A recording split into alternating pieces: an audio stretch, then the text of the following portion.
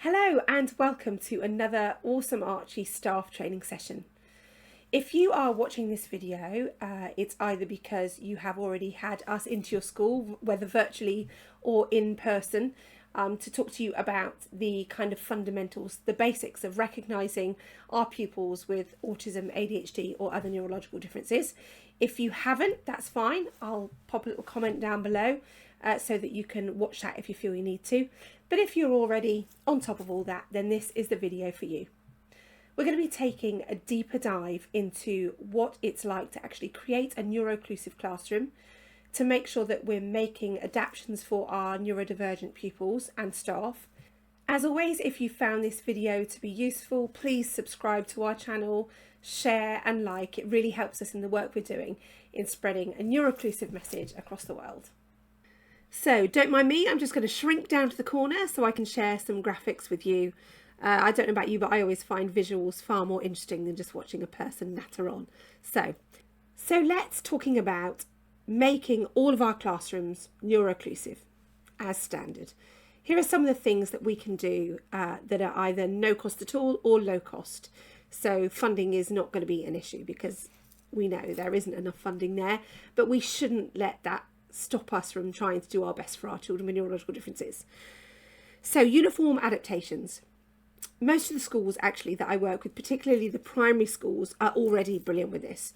Uniform adaptations are something that seem to be quite simple and quite accepted. However, I've found there's a lot of resistance in the senior years, and that's something that I would love to address. So I completely understand that most schools would love for all their children to be uniformed, to make sure that they all look the same, representing their school and taking pride in their appearance. I get it. However, I will always stand for the neurodivergent community, and I know firsthand how difficult it can be wearing something that you're not comfortable with.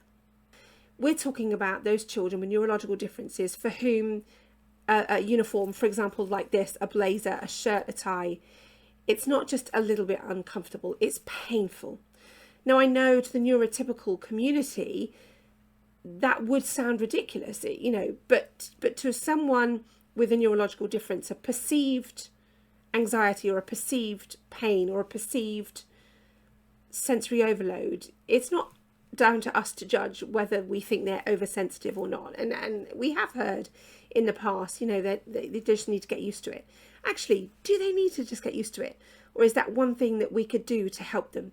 Because if we're not making them come in an already heightened state because they're uncomfortable in their uniform, if we could just tweak that uniform so it's perhaps a little bit, do we need the tie on? Do we need the shirt tucked? Could we wear a t-shirt? It means that we're more likely to get our neurodivergent pupil to actually come in and learn. That's one less hurdle that they need to jump. So I encourage that. Rooms to decompress. In an ideal world, I say this everywhere I go, I would have Zen rooms in every single school. I'd have them on every single level, actually. But I know that funding isn't in a place where we are able to do that. But what we can do is have just a space to decompress, a room, a space, a class, a section in the library where people know that they can go when it's too much. Sometimes it can just be a 20-minute break from where they are that can make all the difference. And it means they don't lose an entire day. We also suggest, if you are able, to have a Zen-den, preferably sort of a blackout one with maybe some little lights or a projector, some Zen equipment, nothing too crazy. We don't want to kind of overload the senses, but actually just having, again, that little space to decompress can make all the difference. Making alternatives to busy playgrounds. Many schools, particularly primary in actual fact, because of the staffing issues, are forced to make all of their children go onto the same playground. That's probably not because the staff want all the children in the same playground. It's probably most likely because there are staff shortages and they are not able to have one teacher inside and other teachers outside. This is something that we would encourage you to change. If you are able to have a quiet space inside the school or on a lovely warm day, you know, if we're talking summer, if you've got a quiet space, if you've lucky enough to have a big field, you know, perhaps a nice wellness corner, somewhere that is always manned by a member of staff, just somewhere that those children who find a chaotic playground noisy too much, that they can go, and if they want to read a book, or if they want to, I don't know, colour some chalk on the playground, but it's an allocated space where they know is an alternative to a busy playground. That would be brilliant. That would cost nothing. It would just make a huge difference to those children. Flexible learning styles. I mean, this comes in many, many ways. I'm not even going to start to list them, but you know, if you know anything about the work that we do and us at Awesome Archie, we encourage every child who has a neurological difference to have their own Chromebook. I don't mean that they have to buy one from home or keep it or take it to home, but I know that most schools these days have got portable computers, whether it's a Chromebook or a laptop. I would encourage, if you have a child with autism or ADHD in your class, to actually keep one of those Chromebooks or laptops allocated to them. This way it means the teacher can log on first thing in the morning, can have all the work differentiated there, ready to go. This also means that if we're having a maths lesson and our child becomes overwhelmed and they simply can't do the maths in hand, we can actually get them to do some maths by doing some IXL or whichever kind of operator you use. But it means that we're not wasting a lesson in arguing with them. We're actually still providing an education, but we're adapting to their need. That's true inclusivity. Don't use a one-size-fits-all behaviour policy. And as I say this, it makes perfect sense, but you'd be surprised at the amount of schools that still use a one-size-fits-all behaviour policy. In today's society, we shouldn't be hearing, well, everyone gets treated the same. They shouldn't be. We're all different. And I'm not even talking about neurotypical pupils and neurodivergent pupils. We are all different. Yes, we have to have respect. Yes, we have to have community values. Yes, we have to have good intentions, you know, no hitting, no kicking, etc. The standard things, you know what I'm saying. But there are some children for whom, if you have a one-size-fits-all policy, they will never, ever achieve that policy. They will always be in trouble. They will get repeated, endless detentions for not having their shirt tucked in. Does it make any difference? If that child hasn't learned after the third time that they're going to get a detention for not tucking their shirt in, they're not going to learn, because actually their need is greater than the fact that they're getting a detention. And that's really sad, isn't it? The fact that they would rather get into trouble. That's how uncomfortable it is to tuck their shirt in. You get my point. So we need to make it clear that yes, we have these values. We have these, if you're a Christian school, we go by these Christian values, etc. But we also need to make sure that all teachers and all TAs know that there are children that are going to need an extra 3 or 4 warnings. They can't just be given a 1 warning and then they're moving on to the red. Because not every child can respond. They have different processing speed times. They may have something greater than that going on. They may have something important to say. If you've got a child with ADHD, that answer is going to come out. And if you've told them to stop, they're not going to stop because that answer's coming out. That's not their fault. That's their neurological difference. So punishing them for that does not feel right. It feels like you're punishing them for a brain difference. Send equipment in every single classroom and the freedom to use it. So we've covered this many times in previous videos, but making sure that we have got ear defenders that the kids don't have to ask for. They're just, 3 or 4 of them in a classroom hung up on the desk. Any pupil at any time can just come and grab one and put it on, as long as we've got a sanitizing wipe after. So at the end of the day, we can make sure we're keeping things clean. They're good to go for the next day. Fidget toys. If you know you've got children that simply can't sit still, then they won't sit still because that's their neurotype.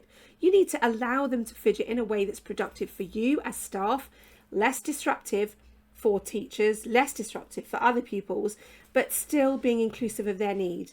When we're doing staff training sessions, I always kind of blurt out this sentence, which normally gets hit with a, oh.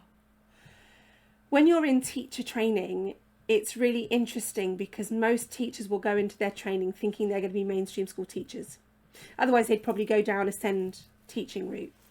But actually, the truth of it is, in today's society, our inclusive nature and the fact that most children will start in mainstream, all teachers are special educational needs teachers. We should not be coming at a class planning session looking at our neurodivergent pupils as an afterthought. We shouldn't be thinking, this is what we're doing for the main class, we'll chuck this in or we'll adapt it last minute for our SEND pupils. No. It should be, this is for everyone. If we're struggling with this, have a go at this. We don't need to label between our neurotypical, neurodivergent, because actually there are some kids that are neurotypical who just find maths really hard. So we're going to need to differentiate for them anyway. Valuing outside school interests and chucking them into every lesson available.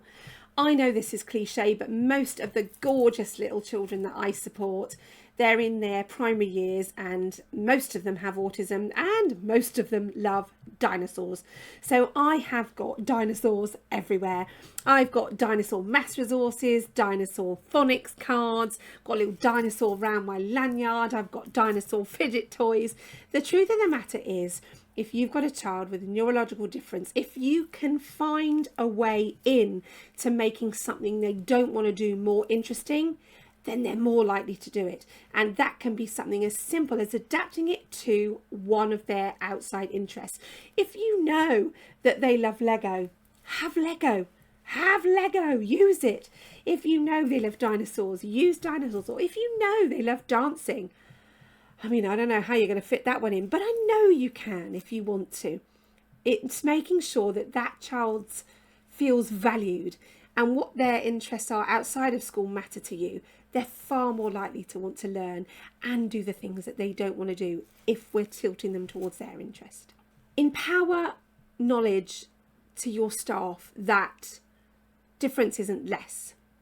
I know that actually from the funding side of things, it must be a nightmare. And believe me, I would not want to be a head teacher. I wouldn't.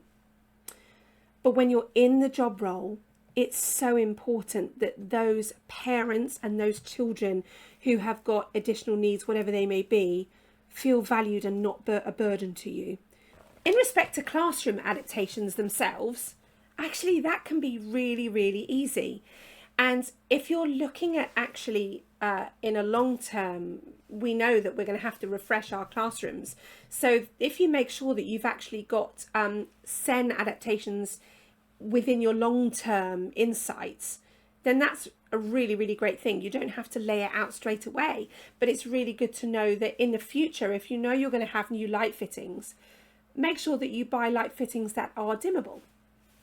If you know that you are going to be having the classroom redecorated, then have it a lovely, crisp, clean colour with lovely, clear, clean and crisp notice boards. We don't need to be covering everything in Hessian. We don't need to be making sure everything is either too bright or too neat. What we do need to do is make sure that it's not overwhelming and clear. So if you can do that using Hessian and lovely things, great. I'm not saying don't have a personal aversion to Hessian. I'm just using a point. It's making sure that, again, the whole school is representative of the whole community. Making sure that we are including our SEN pupils as much as we're including our neurotypical pupils. In our corridor somewhere, we should always have a different neurotype board. So I go to so many gorgeous schools and I'm so amazed at the fantastic displays that we have. But I very rarely see a board that actually focuses on different neurotype. And that really surprises me because in our schools, we're going to have lots of different neurotypes. I know we are predominantly in mainstream neurotypical, I get it. But there's going to be a big percentage of your pupils who have autism, who have ADHD, who have motor tics or Tourette's, who will simply feel more represented if there's a visual board. And not just for Autism Acceptance Week, please. All year round. And it doesn't have to be a big grand thing, just a simple laminated poster. If you want to check out my website, there are loads of things that you can download for free. I will never charge you. Just whack it on a wall so these kids feel like they're valued and that their differences matter. It may be that display board that prompts a child to question their own difference And I can't tell you how much I wish I'd have had that as a child, because I'm now in my mid-40s and I'm still learning about my neurotype and why my behaviours and my feelings have a negative effect on me in many ways, but also have a positive. So I think if we could encourage those conversations early on in our schools, what a gift for those children. When we're talking about classroom seating, definitely have your children with autism and ADHD or any other neurological difference at the forefront of your mind, because actually, in my opinion, they are the ones that need to be placed first. And that could be because they may need the option to move about. So they may need to get off of their seat and perhaps use a standing desk. You don't have to buy a standing desk, but a kind of perch that you've made. It may be that they need to not be sat next to the child who's a bit of a chatter, or who is going to find what our child with, let's say, ADHD is fiddling with too distracting for them, because we want to make sure that all of our pupils are having a great access to a full day of education. It's also ensuring, as we've said many times before, that we have got clear routines, that we've got visual timetables or access to visual now, later, next, making sure that the routine is set so what is expected of that child doesn't eat into their executive function, which we will get onto in a minute. So how can we best support these pupils? Well, the first thing that's really important to say is to just not wait for a diagnosis. There are many reasons for that, one of which is because the way the system works at the moment, the waiting times, the EHCP applications, it could be 18 months before that child is even looked at. And actually, we shouldn't be waiting. That we're missing a lot of learning time, and we could be doing a lot of damage to that child in that 18-month period. So if you are looking at a student and you're thinking in your mind, gosh, that looks a bit like stimming, it probably is stimming. So have it in your mind. Make sure that you're recognizing these. Speaking of stimming, there are many different ways, and we know a lot. Most of us recognize stimming as a rock. Actually, stimming is far more complex than that. So I have created a little graphics, which you can feel free to go onto our website, www.awesomearchie.co.uk. At any point, you can either just check it out for your own kind of knowledge, or you can print it out and use it in your school staff rooms, in your schools, whatever. You always have my permission to use these resources for good. And that's why we're a non-profit. We want to make sure that we are helping you as much as possible. And as you can see from this graphic, there are many things that stimming represents, and it's not just rocking. It could be vocal stimming, it can be jumping, it can be spinning, it could be sniffing, it could be licking. All of these things are different types of stimming, most of which actually can't really be controlled. It's just part of our neurotype and part of our ability to help us get through the day. So we need to be respectful of those, but we also need to, as a staff, to try and manage them in a safe and appropriate way for school. Autism and anxiety. And before I start, I will give you a trigger warning. We're going to be talking about post-traumatic stress and complex post-traumatic stress, and the lifelong effect that that can have on our children with anxiety. I won't go into it too deeply. I'm not qualified to, but I would love to direct you to Dr. Luke Bearden. You can find him all over the internet. He is a professor from Sheffield University who is an expert in anxiety, trauma, autism. What he doesn't know, we don't need to know. He's amazing. But I'm just going to touch on a few little pointers so that you are aware of how important it is about the language we use and our responses that we give to our children in our class, so that we don't create a lifelong trauma. So there's your trigger warning. Something that I didn't understand until very, very recently, I knew a little bit about post-traumatic stress, and I realised that obviously anxiety and autism come hand in hand, because most people with autism live in a heightened state of anxiety. That's kind of a given. But what I didn't realise was the impact that schools can have on complex post-traumatic stress disorder.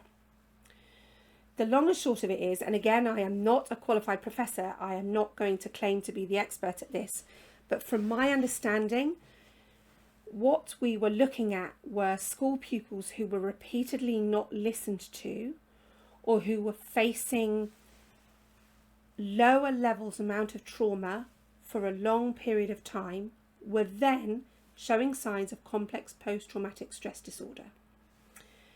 This can be something as simple as a child who is going into school every single day who is saying they don't want to go into school. It's the parent who is feeling under pressure because of attendance records, who is forcing that child who is crying and who is screaming to attend a school that, for whatever reason, and I'm not suggesting for 1 second it's the school, I'm not, but that is potentially causing a complex post-traumatic stress condition. Now, I realise that that is a huge statement. As I was learning about this, it made me very upset because I myself have sent all of my children into school when they have said they're not wanting to. I'm not talking about they can't be bothered. I'm talking about the child who is consistently saying, I can't do this, I don't feel comfortable, I'm frightened of my teacher, they're not listening to me, I've been accused of lying. All of that is potentially causing a trauma that will live within that child for a lifetime.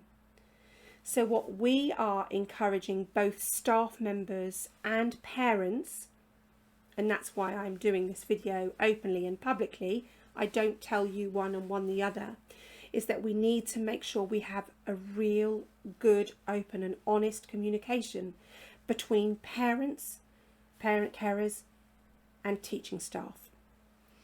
If a child is repeatedly saying that they are not happy at school, neither parent nor school staff should dismiss that. It's not up to us to decide whether that pupil is overreacting. If they're saying that they are unhappy, we need to be looking at why. And it could be something so simple as they don't like who they're sitting next to, but because of their neurotype, they may not be able to communicate that. They come out with holding it in, spending weeks, months of not being happy, and then that blowing out into full out lifelong trauma. So we need to not be dismissive of either pupils or parents. We need to listen and try to address it. If you'd like to look into this subject more greatly, like I say, I'd urge you to look please at Dr. Luke Bearden, who's absolutely amazing. Okay, triggering one done. Let's move on. Executive function and how to best support this in our classrooms. So first of all, what is executive function? Well, executive function is the ability that we all have to think about something, make a decision about that something, and then act upon it in its simplest terms. But when you're looking at children who are neurodivergent, whether it be autism, ADHD, any other neurotype, actually executive function is a lot greater than that, because we have to break those steps down into 3 million mini steps. Each one of those we can trip up on or get lost or forget. So we need to make sure that we are, in our classrooms, reducing the amount of executive function fatigue, can I say that? By kind of cutting out the middleman a little bit if we can. So for example, if we've got a child who presents with working memory differences, we want to make sure that we give that child plenty of time to answer the question that's asked. And I know this sounds really simple, but I'm guilty of it myself. Because I've got ADHD, I'll ask a question, and if someone doesn't answer me straight away, I'll immediately ask the same question again. Then I have to remind myself, no, that person may need a little moment more to process the question, to think about the answer, to deliver that answer. So let's make sure that if a child is, in your opinion, slower to answer, we remember that and we give them additional moments to answer before we let another child answer for them, or do what I often do and repeat the question. As teachers or TAs, if you know you have a child who is going to be overwhelmed by things, what we can do is break down those big tasks into mini tasks. This means that, let's say you're asking your children in your class, right, grab a laptop, log on to iExcel, other brilliant Maths games are available, by the way. So let's do 7 times table, and then make sure you record your score so I can move you up the ladder, blah, blah, blah. Right, that's a lot of information, isn't it? Like we've said before, if you've got that pupil who you know is already heightened, if we've got a Chromebook logged on, all they've got to do is go, and they're learning straight away. They don't have to think about the 3 gazillion instructions that they've had to process, think about and act upon. We're taking that entire mess of noise away, and we're actually allowing that child to just simply get on with their learning. It's the same with English. If we can just break down a massive English topic into tiny little segments, so that actually even if we're having a really unproductive day, we might be able to get a little snippet of something done as opposed to nothing, because we simply can't attempt a whole task. One of the biggest drains on our executive function is trying to predict what's going to happen. So the quickest and easiest way to get rid of that is to just have complete predictability. That visual timetable, that set routine. If you have to do an independent routine and timetable for a child, great, do it. Have it there so that there is no questioning of what's happening next. This is what we're doing. This is what time we're doing it. Even down to the, what are you having for lunch? Do you know what's in your lunchbox? And at the start of the day, oh, look, you're going to have a cheese sandwich. Pop it on the visual timetable. It means that that child is not going to be worried about what's coming next. Therefore, they're not anxious about it, and they're not draining in their executive function. And lastly, as best as you can, simplify those instructions. Use things like storyboards, social stories. Draw from your own experience just to make a big, new, scary topic more familiar. As always, if you'd like to contact me, please know that all of my contact details are on our website, www.awesomearchie.co.uk. You can follow us on all of our socials, you can email me directly, and you have my full permission to download our free resources on the website, and as long as you're using them for good, you can have them for free for as long as you like. I'd like to thank you for taking the time to listen to me waffle on. I want you to know that I will always champion the neurodivergent child, and I will always support the schools who are doing the same, and the parents. I hope that this has been helpful. We've been Awesome Archie. Thanks for your time.